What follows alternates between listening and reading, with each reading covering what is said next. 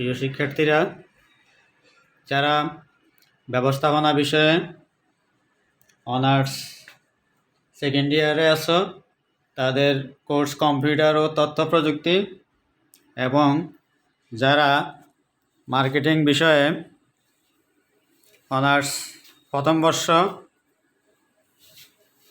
Computer পরিচিতি বিষয়ের online class শুরু করছি।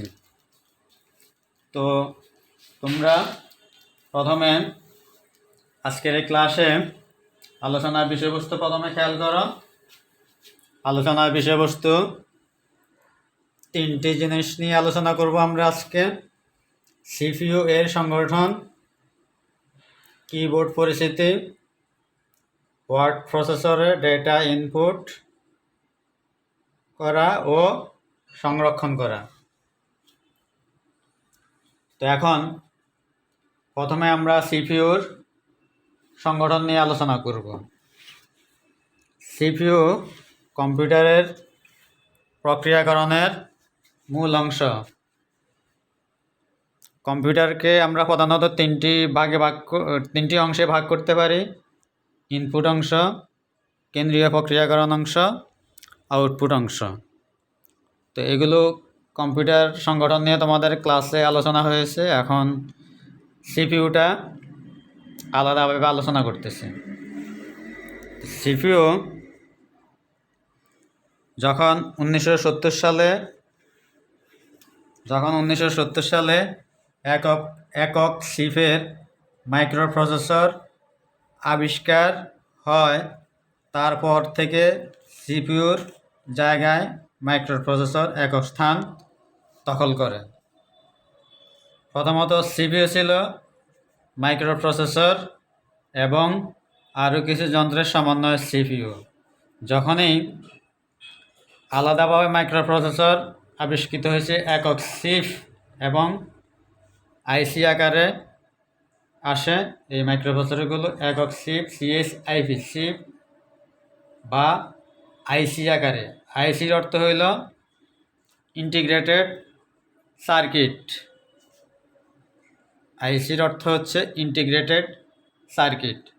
তো যাই হোক, আমরা এখন সিপিইউর অর্থাৎ মাইক্রোপ্রসেসরের সংগঠন কাঠামো নিয়ে আলোচনা করতেছি। মাইক্রোপ্রসেসরকে প্রধানত তিনটি অংশে ভাগ করা হয়েছে। প্রথম অংশ হচ্ছে গাণিতিক ও যুক্তি অংশ, দ্বিতীয় অংশ নিয়ন্ত্রণ অংশ, তৃতীয় অংশ হচ্ছে রেজিস্টার অংশ। এখানে একটা সিম্পল চিত্র এঁকেছি আমরা।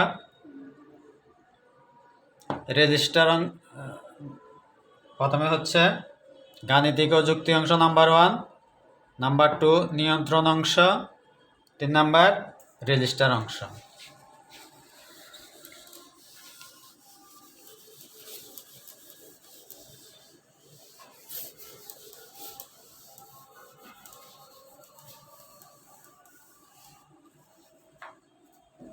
তো এখন আমরা প্রত্যেকটি অংশ আলাদাভাবে আলোচনা করতেছি। প্রথমে গাণিতিক ও যুক্তি অংশ আসো তোমরা।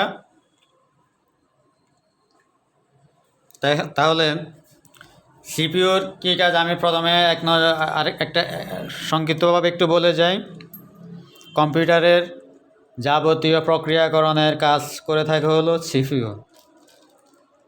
মানুষের মস্তিষ্ক যেমন প্রক্রিয়াকরণের কাজ করে, সিপিইউ তেমনি করে প্রক্রিয়াকরণের কাজ করে। যেমন এখন কেউকে যদি জিজ্ঞাসা করি 2 আর 3 যোগ করলে কত হয়, সে উত্তর দেবে 5।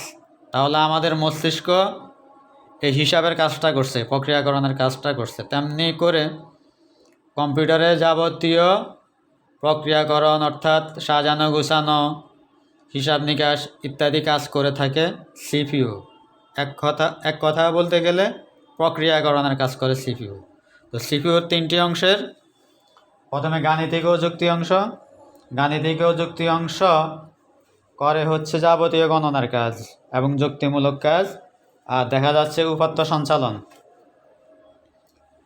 গাণিতিক কাজগুলো হচ্ছে যোগ, বিয়োগ, গুণ, ভাগ ইত্যাদি। যোগ, বিয়োগ, তারপরে গুণ, ভাগ, এই সমস্ত গাণিতিক কাজ করে থাকে। যৌক্তিক কাজগুলো হচ্ছে যাবতীয় যুক্তিমূলক সিদ্ধান্ত দেওয়া, ইয়েস নো জাতীয় সিদ্ধান্ত হতে পারে। তারপরে তৃতীয় কাজ হচ্ছে উপাত্ত সঞ্চালন।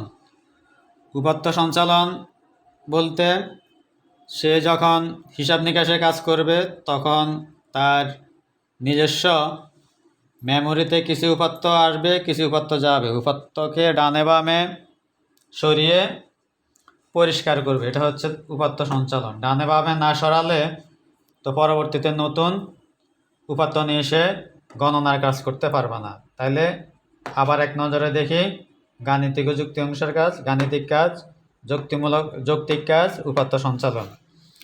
এবারে আমরা আলোচনা করব এই যে নিয়ন্ত্রণ অংশ দেখা যাচ্ছে, নিয়ন্ত্রণ অংশ নিয়ে আমরা কাজ করব। আমাদের পরিবারের একজন নিয়ন্ত্রক থাকেন, পরিবারের কর্তা সাধারণত নিয়ন্ত্রণকারী হিসাবে থাকেন। বাবা সাধারণত থাকে নিয়ন্ত্রণকারী, কোনো কোনো পরিবারে মা, কোথাও আবার ওনাদের অ্যাবসেন্টে বড় ভাই নিয়ন্ত্রণ করে থাকেন।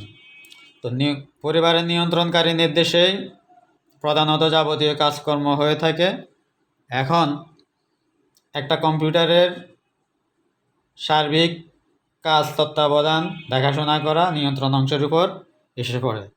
সংক্ষিপ্তভাবে আমরা নিয়ন্ত্রণ অংশের কাজগুলো এখানে লিখলাম।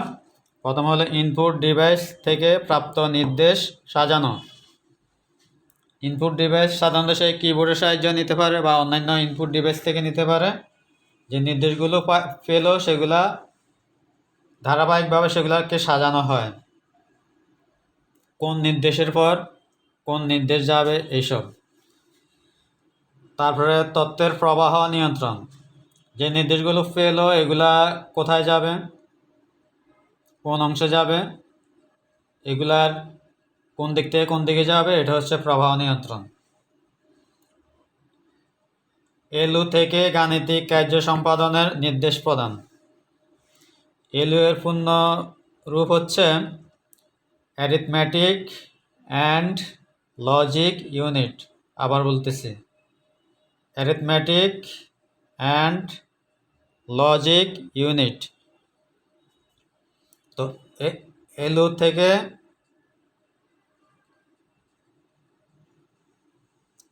থেকে হবে না,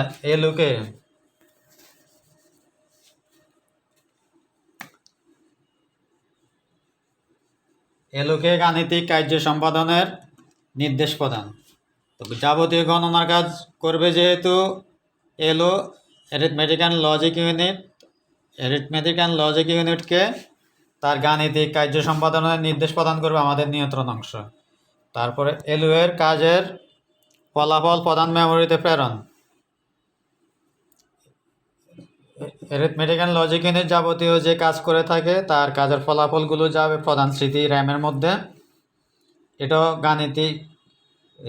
এটাও নিয়ন্ত্রণ অংশের নির্দেশে সম্পন্ন হয়ে থাকে। আবার বলতেছি, গণনার কাজের ফলাফল প্রধান মেমোরির র্যামে যাবে, এটা নিয়ন্ত্রণ অংশের নির্দেশে যায়। তারপরে প্রধান মেমোরি র্যামের মধ্যে আসার পর এগুলো ফলাফল আউটপুট অংশে, আবার যদি আমরা সেভ করি তাহলে সহায়ক মেমোরিতে যাবে। আবার বলতেছি, প্রধান মেমোরিতে প্রাপ্ত ফলাফল, এগুলো ফলাফলগুলো আউটপুট অংশে যাবে, যেমন মনিটর, প্রিন্টার, এই সমস্ত যন্ত্রের মধ্যে যাবে। আবার যদি আমরা এগুলো সংরক্ষণ করি তাহলে সহায়ক মেমোরিতে যাবে। এই হলো নিয়ন্ত্রণ অংশের কাজ। তোমরা লিখে নিতে পারো। এক নজরে আবার দেখো নিয়ন্ত্রণ অংশের কাজগুলো হলো ইনপুট ডিভাইস থেকে প্রাপ্ত নির্দেশ সাজানো, তথ্যের প্রবাহ নিয়ন্ত্রণ, এলইউকে গাণিতিক কার্য সম্পাদনের নির্দেশ প্রদান, এলইউ এর কাজের ফলাফল প্রধান মেমোরিতে প্রেরণ, প্রধান মেমোরিতে প্রাপ্ত ফলাফল আউটপুট কিংবা সহায়ক মেমোরিতে পাঠানো। এগুলো হচ্ছে নিয়ন্ত্রণ অংশের কাজ। তো তোমরা এখন এগুলো লিখে নিতে পারো। এবারে আমরা মাইক্রোপ্রসেসরের এবারে আমরা মাইক্রোপ্রসেসরের সর্বশেষ যে অংশ রেজিস্টার অংশ নিয়ে একটু আলোচনা করি। রেজিস্টার অংশ হচ্ছে একটা সাময়িক সঞ্চয় ব্যবস্থা, সাময়িক একটা স্মৃতি। কম্পিউটারের স্মৃতিগুলো হচ্ছে তো প্রধান স্মৃতি, সহায়ক স্মৃতি। প্রধান স্মৃতি হচ্ছে র্যাম ও রম, সহায়ক স্মৃতি hard disk, floppy disk, CD ইত্যাদি। এছাড়াও কম্পিউটারের সিপিইউর ভিতরে রেজিস্টার নামক সাময়িক সঞ্চয় ব্যবস্থা থাকে। সাময়িক সঞ্চয় ব্যবস্থা অর্থাৎ সাময়িক স্মৃতি ব্যবস্থা, এগুলো রেজিস্টার। এখানে প্রক্রিয়াকরণের সময় গাণিতিক ও যুক্তি অংশ রেজিস্টার থেকে নিয়ে তার গণনার কাজ করে থাকে। তো যাই হোক, রেজিস্টারগুলো দুই ভাগে বিভক্ত, কিছু সাধারণ, কিছু হচ্ছে বিশেষ রেজিস্টার। একটা সাধারণ রেজিস্টার সে একাই অনেকগুলো কাজ করে থাকে, আবার একটা বিশেষ রেজিস্টার সে শুধু একটা বিশেষ কাজের জন্যই থাকে। ব্যাপারটাকে এরকম করে বুঝাইলে আর একটু ভালো হয়। যেমন একজন সাধারণ এমবিবিএস ডাক্তার, সে অনেকগুলো রোগের চিকিৎসা করে, সাধারণ রেজিস্টারও তাই। আর একজন স্পেশালিস্ট ডাক্তার, যেমন দাঁতের ডাক্তার, শুধু দাঁতের কাজে করে, হার্টের ডাক্তার শুধু হার্টের কাজে করে, তেমনি করে বিশেষ রেজিস্টারগুলো একটা বিশেষ কাজের জন্য নিয়োজিত। যেমন এখানে বিশেষ রেজিস্টারের মধ্যে আছে অ্যাকুমুলেটর। অ্যাকুমুলেটর হলো গণনার ফলাফল তাৎক্ষণিকভাবে অ্যাকুমুলেটর রেজিস্টারে জমা থাকে। তারপর আরেকটা লিখলাম হলো প্রোগ্রাম কাউন্টার। প্রোগ্রাম কাউন্টার হচ্ছে মেমোরি যাবতীয় ঠিকানা, মেমোরি অ্যাড্রেস থাকে হচ্ছে প্রোগ্রাম কাউন্টারের মধ্যে। এই হলো আমাদের সিপিইউ বা মাইক্রোপ্রসেসরের সংগঠন নিয়ে আলোচনা করলাম। তো তিনটা অংশ তোমরা মুখস্থ করে নাও। গাণিতিক ও যুক্তি অংশ নাম্বার 1, 2 নিয়ন্ত্রণ অংশ। নামের সাথেই কিন্তু কাজ খুঁজে পাচ্ছে এখানে, গাণিতিক ও যুক্তি অংশ। তাহলে তার প্রধান কাজ হলো গাণিতিক কাজ আর হলো যুক্তিমূলক কাজ। গাণিতিক কাজ যোগ বিয়োগ গুণ ভাগ ইত্যাদি, যুক্তিমূলক কাজ হচ্ছে যুক্তিমূলক সিদ্ধান্ত দেওয়া। আরেকটা কাজ আছে উপাত্ত সঞ্চালন। নিয়ন্ত্রণ অংশ তার যদি আমরা 3 ভাগে ভাগ করি, ইনপুট, প্রক্রিয়াকরণ, আউটপুট, তাহলে প্রধানত মনে রাখার জন্য এই যে ইনপুটের দিকে আসো, ইনপুট থেকে নিবেশে, ইনপুট থেকে প্রাপ্ত নির্দেশ সাজাবে, তার তথ্যকে এগুলো প্রবাহ করবে, বিভিন্ন দিকে যাবে, মেমোরিতে যাবে, তারপর রেজিস্টারে আসবে। গাণিতিক কার্য সম্পাদনের জন্য গাণিতিক ও যুক্তি অংশকে নির্দেশ প্রদান করবে। তারপরে কাজের ফলাফল প্রধান মেমোরিতে আসবে, প্রধান মেমোরি থেকে ফলাফল আউটপুট কিংবা সহায়ক স্মৃতিতে যাবে। আর সর্বশেষ রেজিস্টার অংশ নিয়ে আলোচনা করলাম, সাধারণ রেজিস্টার, বিশেষ রেজিস্টার। এই হলো তোমাদের সিপিইউর সংগঠন। এখন তোমাদেরকে আলোচনা করব আমি কিবোর্ডের প্রকারভেদ নিয়ে। কিবোর্ড কম্পিউটারের একটা ইনপুট যন্ত্র। কিবোর্ডের সাহায্যে কম্পিউটারে আমরা ডেটা বা নির্দেশ প্রদান করে থাকি। তাহলে এখন এই কিবোর্ডে অনেকগুলো বোতাম আছে, বোতামের সংখ্যা অনেক। তো এখন সাধারণত কিবোর্ডের মধ্যে বোতাম সংখ্যা থাকে 104 থেকে 125।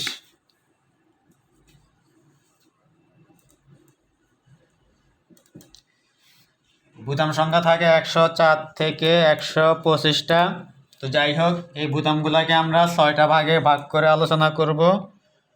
6টা ভাগে যদি ভাগ করে আলোচনা করি, প্রথমে হচ্ছে অপারেশন,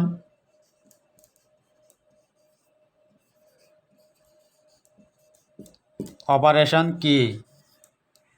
তো অপারেশন কি, এখানে থাকে হলো বর্ণ এ থেকে জেড, তারপর থাকে সংখ্যা, তারপর থাকে চিহ্ন ইত্যাদি থাকে। অর্থাৎ এগুলার অপর নাম হচ্ছে, এখানে লিখে দিলাম টাইপিং কি, টাইপ করার জন্য এগুলো লাগে। টাইপিং কি। তাহলে অপারেশন কি কোনগুলো পেলাম আমরা, যেগুলো টাইপ করার জন্য দরকার হয়? সাধারণত বর্ণ এ থেকে জেড, সংখ্যা 0 থেকে 9, চিহ্ন, যোগ বিয়োগ গুণ ভাগ ইত্যাদি। 2 নম্বরে আমরা দিব কার্সর কি।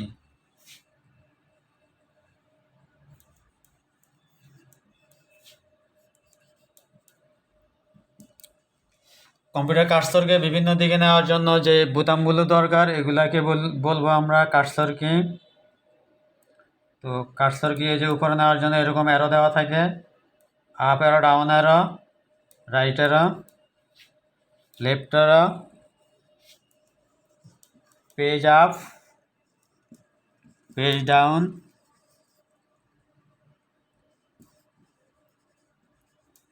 Home, end. এই 8টা হচ্ছে কার্সর কি। অ্যারো দিয়ে বুঝতে পারছো যে কার্সরকে উপরে নিচে ডানে বামে নেওয়া, পেজ আপ এক স্ক্রিন উপরে নেওয়া যায়, পেজ ডাউন এক স্ক্রিন নিচে।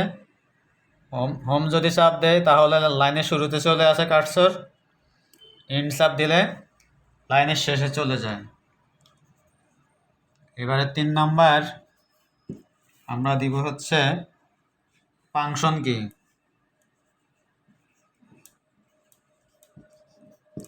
ফাংশন কি উপরে দেখবা কিবোর্ডের উপরে F1 থেকে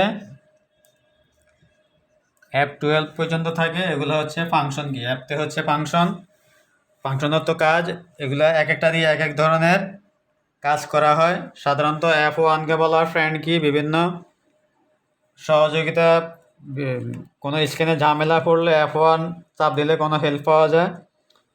তারপরে সাধারণত প্রোগ্রামিং করতে গেলে প্রোগ্রামিংয়ের ফলাফল পাওয়ার জন্য যে F9, F10 এগুলো লাগে।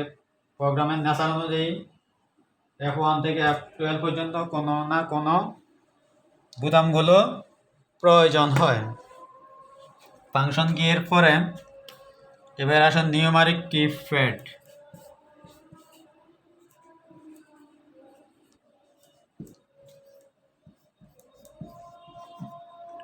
নিউমারিক কি আছে, ডান দিকে নিউমারিক কি আছে, এখানে সাধারণত ওই যে ক্যালকুলেটরের মতো একটা অংশ আছে ডান দিকে, ক্যালকুলেটরের মতো একটা অংশ আছে ডান দিকে, সেখানে হাতের কাছে যাবতীয় সংখ্যা চিহ্নগুলো দ্রুত যাতে ব্যবহার করা যায় সেই জন্য নিউমারিক কিপ্যাড ব্যবহার করা হয়। তবে নিউমারিক কিপ্যাড ব্যবহার করার জন্য সেখানে একটা বোতাম, নাম্বার লক নামে একটা বোতাম আছে, নাম্বার লক।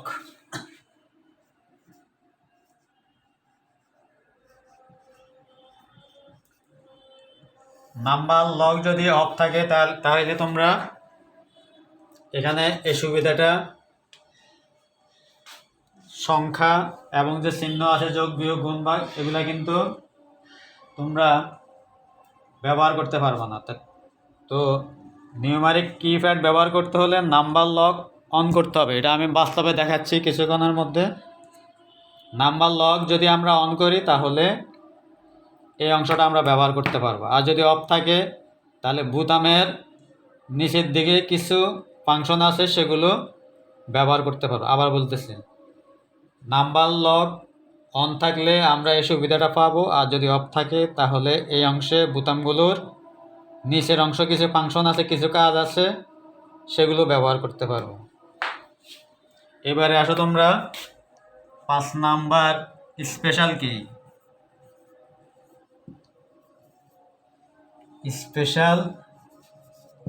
স্পেশাল কি এর মধ্যে আছে যেমন কন্ট্রোল, অল্টার, তারপরে ইএসসি, তারপরে ডিলিট, ইনসার্ট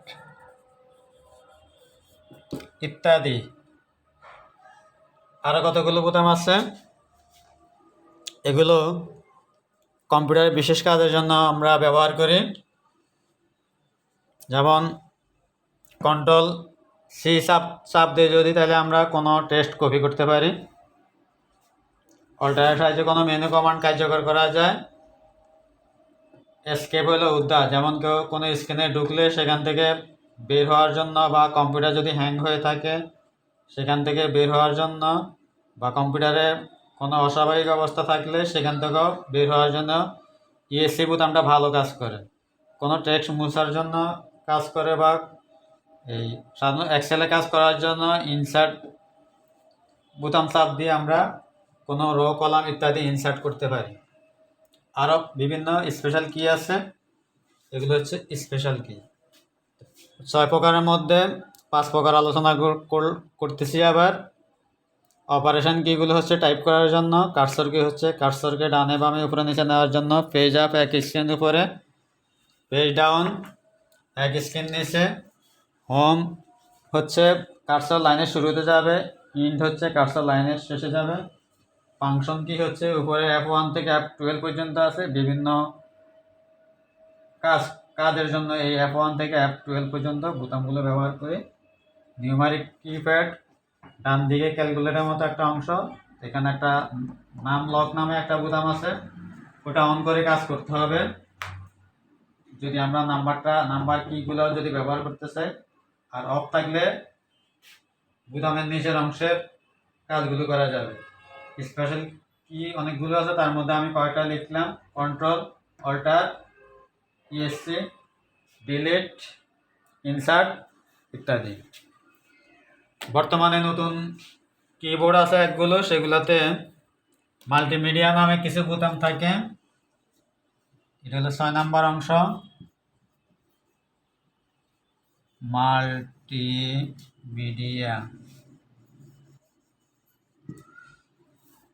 মাল্টিমিডিয়া কি বলা হয় এগুলোকে?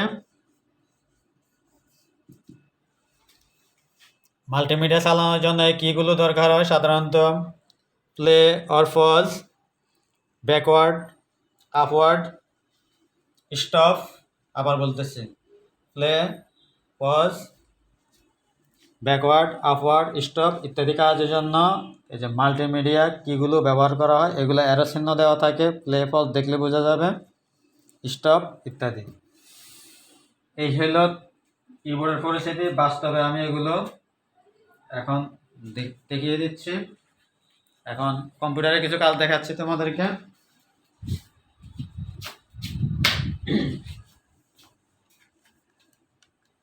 এই হলো কিবোর্ড।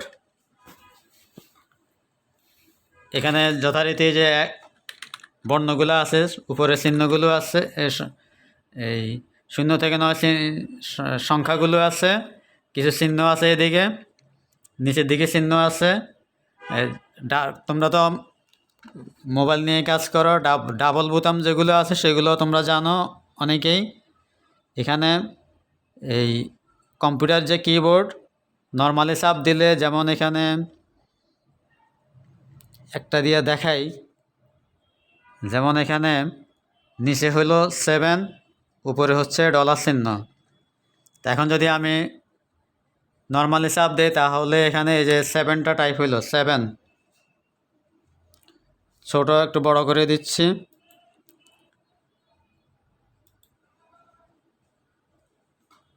7, এই যে নর্মালি চাপ দিলে কিন্তু নিচেরটা আসবে।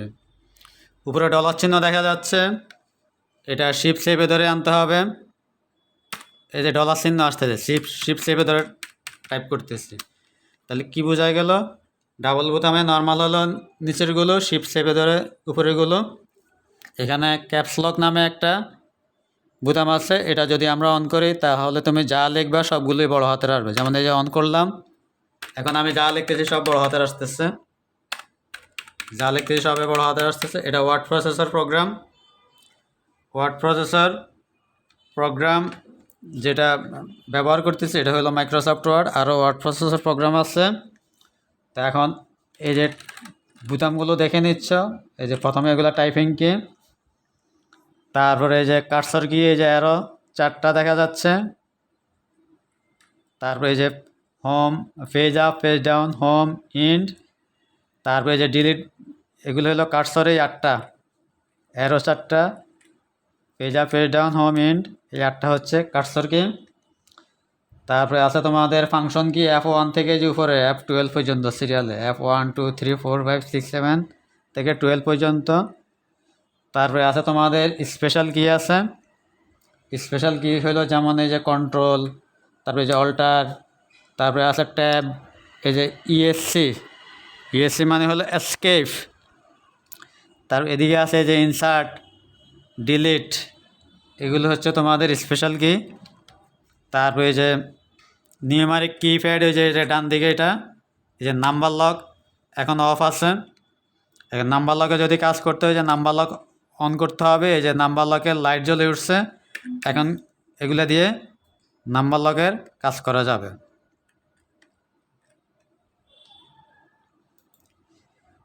তো যাই হোক,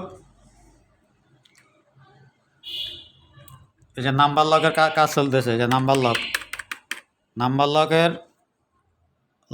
লক অন করলাম, এই যে নাম্বার লকের কাজ চলতেছে, দেখছো? এই যে নাম্বার লকের কাজ করতেছে। এন্টার চাপ দিয়ে নিচে যাওয়া যাবে, এটা সবাই জানো। এই যে নাম্বার লকের কাজ, এই যে নাম্বার লক অন করলাম। এই যে এখন কিন্তু এই যে সংখ্যা চিহ্ন, এগুলো সংখ্যাগুলো টাইপ হচ্ছে না, যে নিচের গুলো কাজ চলতেছে। এই যে বামে যাচ্ছে, এই যে বামে, এই যে ডানা যাচ্ছে। তো যাই হোক, এখন নাম্বার লক আবার অন করলাম। এভাবে এটা ব্যবহার করা যাবে। তারপরে এখানে আছে যে যোগ, বিয়োগ, গুণ, ভাগ। দ্রুত যদি সংখ্যা দিয়ে কাজ করার প্রয়োজন হয়, তাহলে আমরা এই ক্যালকুলেটর মতো অংশটা ব্যবহার করি। এগুলো হলো তোমাদের এই যে কিবোর্ড পরিচিতি। এবারে আমরা তোমাদেরকে দেখাবো লেখালেখির যে প্রোগ্রাম।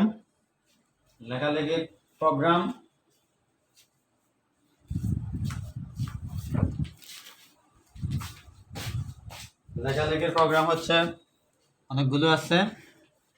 এই লেখালেখির প্রোগ্রাম, ওয়ার্ড প্রসেসর, অর্থাৎ লেখালেখির যে প্রোগ্রাম, এগুলাকে বলা ওয়ার্ড প্রসেসর। আমি আবার বলতেছি, লেখালেখির প্রোগ্রামগুলোকে বলা হয় ওয়ার্ড প্রসেসর। তো এখন আমরা যেটা ব্যবহার করি, এটার নাম হচ্ছে মাইক্রোসফট ওয়ার্ড।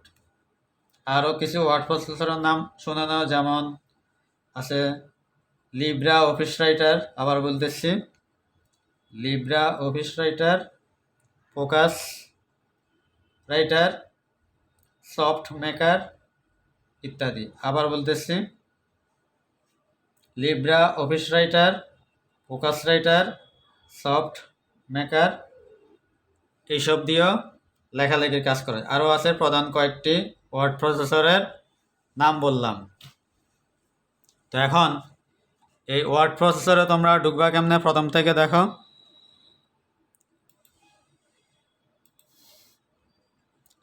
কম্পিউটারে যে স্টার্ট বাটনে ক্লিক করলাম, স্টার্ট বাটনে ক্লিক করার পর অল প্রোগ্রামে যাবা তোমরা।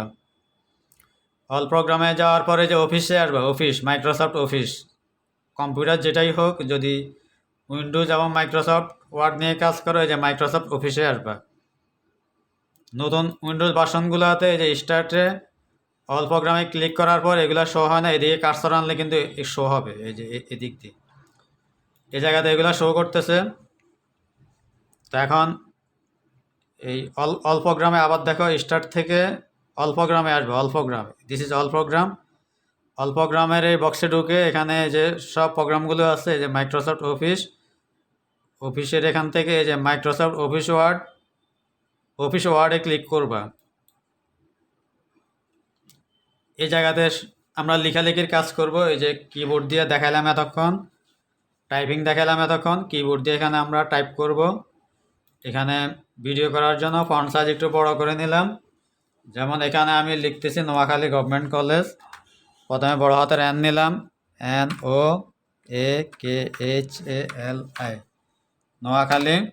তারপরে লিখলাম আমি শিফট চেপে ধরে গভর্নমেন্ট লিখলাম, GOVT, সংক্ষিপ্তভাবে গভর্নমেন্ট। তারপর স্পেস নিলাম, এই যে বড়টা হচ্ছে স্পেস বাটন, স্পেস নিলাম। গভর্নমেন্ট বড় জায়গা ছোট, ক্যাপসলক অন করা ছিল। আবার দেখো এগুলো,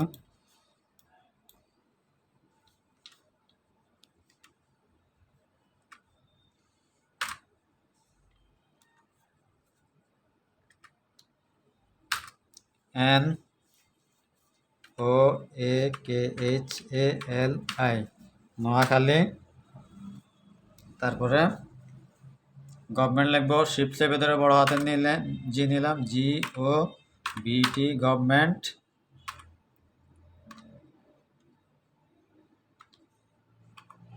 তারপর কলেজ লেখো, COLLEGE, গভর্নমেন্ট কলেজ। এন্টার চাপ দিয়া পরের লাইনে গেলাম, এখানে লিখলাম নোয়াখালী, NOAKHALI, নোয়াখালী। এরকম করে লিখলাম। লিখার পরে এখন আমরা এগুলো সংরক্ষণ করতে হবে। সংরক্ষণ যদি না করি তাহলে কম্পিউটার বন্ধ হওয়ার সাথে সাথে এগুলো মুছে যাবে এখান থেকে, বা অন্য প্রোগ্রামে ঢুকলেও এগুলো মুছে যাবে। যে কোনো ডকুমেন্ট তৈরি করার পর এই যে এটা লিখলাম, এটাই একটা ডকুমেন্ট। কি দিয়ে লিখলাম? ওয়ার্ড প্রসেসর দিয়ে লিখলাম। ওয়ার্ড প্রসেসরটার নাম কি আমার এখানে? Microsoft Word. তো এখন এটা যদি সেভ করতে হয় একটু দেখে নাও। এটার নাম হচ্ছে অফিস বাটন। অফিস বাটনে ক্লিক করব, অথবা এই যে সেভ আইকন আছে, সেভে ক্লিক করব। অফিস বাটনে ক্লিক করলে এখানে সেভ দেখা যাচ্ছে, এই যে সেভে ক্লিক করলাম। আবার দেখানো অফিস বাটন থেকে সেভে ক্লিক। তারপরে এই জায়গাতে মাই ডকুমেন্টস ফোল্ডারের আন্ডারে এখন এটা সেভ হবে। ইচ্ছা করলে এটা চেঞ্জ করে নেওয়া যাবে এখানে ক্লিক করে। এখানে একটা ফাইল নেম বক্স দেখা যাচ্ছে, এখানে ফাইল নেম দিলাম ম্যানেজমেন্ট, MGT, ম্যানেজমেন্ট।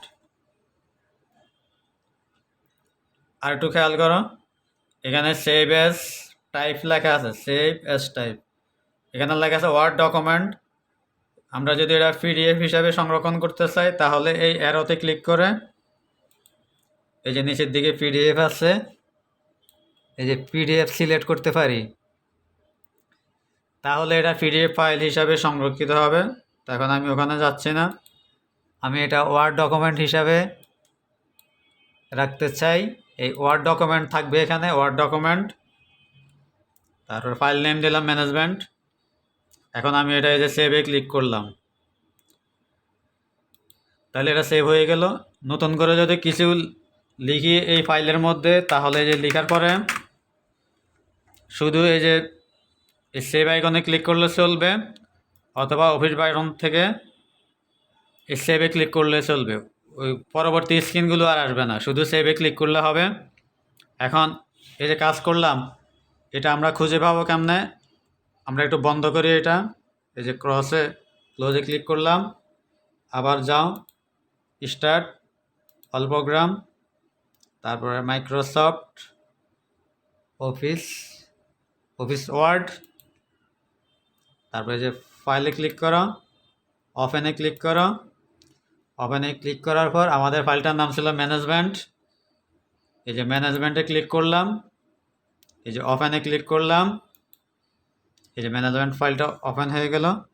তাহলে এইভাবে কম্পিউটারে ফাইল সংরক্ষণ করে পরবর্তী যে কোনো সময় এই ফাইল নিয়ে কাজ করা যাবে। এই হলো ডকুমেন্ট সংরক্ষণ করার পদ্ধতি। তো তোমাদের প্রশ্ন ঘাটাঘাটি করে দেখলাম যে ওয়ার্ড প্রসেসর কি, ওয়ার্ড প্রসেসর ব্যবহার করে ডকুমেন্ট সংরক্ষণ করার পদ্ধতি বর্ণনা করে, সেই জন্য এটি আলোচনা করলাম।